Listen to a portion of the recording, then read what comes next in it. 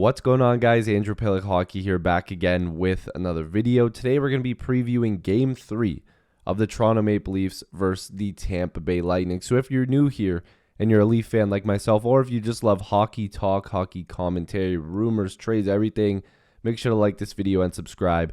Join the squad. I'd love to have you guys here. Also, make sure to go check out my friends at Queensway Automotive. If you need a new car, if you need a pre-owned vehicle, or if you just want to talk shop with them and see what they can do for you, make sure to click my link. It is the pinned comment down below. Make sure to go check those out and leave a question for the hashtag QAG Leafs inbox. But I don't want to waste any more time.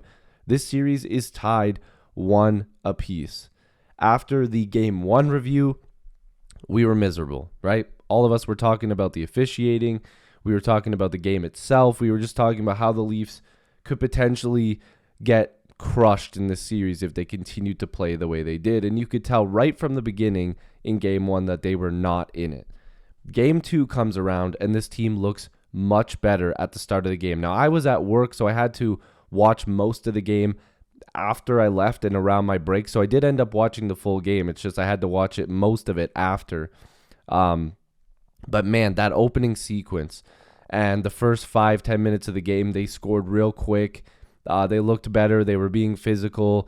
There was a bunch of fights. And that's the thing. They fought back. You seen Gio get in a scrap. You seen Luke Shen get in a fight. You seen Justin Hall get in a fight. They looked like they wanted to be there. And the game ended up being 7-2 after getting beat 7-3. I don't expect that to keep happening with both of these teams scoring the lights out and just beating the brakes off each other in terms of goal scoring. I think these games are going to be a lot closer going forward, and we've seen something similar to that last year when the Leafs won 5-0 in the first game. But now we turn over to being in Tampa Bay.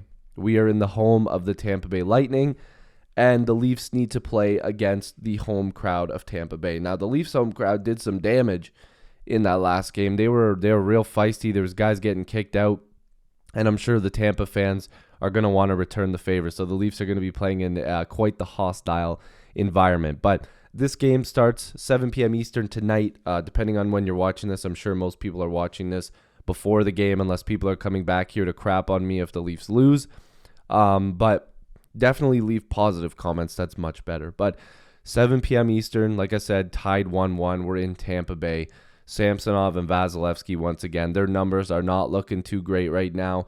But if we're looking at the postseason team leaders, and this is something that I wanted to look at, because you see right away, Corey Perry is leading Tampa Bay in points.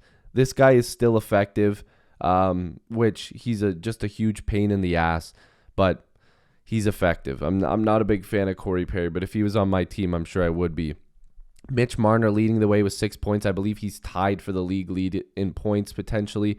I'll have to double check that. But Kreider probably has to be up there. Fox has to be up there. So maybe I'm thinking of a wrong statistic here. But Marner's got 6 points. He's got 4 assists. Kucherov has 2. Tavares has 3 goals after his hat trick the other night. He stepped up big time. And of course, Corey Perry had one in there, and then Wynn, Samsonov, Vasilevsky, both at 1 apiece, of course, because that is the series. So we need to see the Leafs play hard right from the beginning. They need to go out there and show that they want to win in that first 5 minutes. They have to be out there crushing people. They have to be out there getting good scoring chances. They have to silence that crowd as soon as possible. The first opportunity you get, you need to silence that crowd. Because if you're not able to keep that crowd quiet, that Tampa crowd is a different beast. They're used to seeing their team win. And they help their team win with the emotion that they pour into it. So we're going to have to see how the Leafs battle that. My biggest thing here is that the Leafs' big players have been stepping up. Game 1, they had a couple goals. Game 2, the depth and Matthew Nyes in there, but the big guns, they really stepped up. They showed, okay, listen, we're down in the series. We need to win this game big time. And they showed up. Tavares with the hat trick. Willie scored again. Mitch was in there with a couple. Matthews looked good, getting some points. Everybody chipping in. Morgan Riley had like 4 assists or something like that. 3 primary assists. They just got to step up. This is the time to take over. These guys were brought in here to take over series.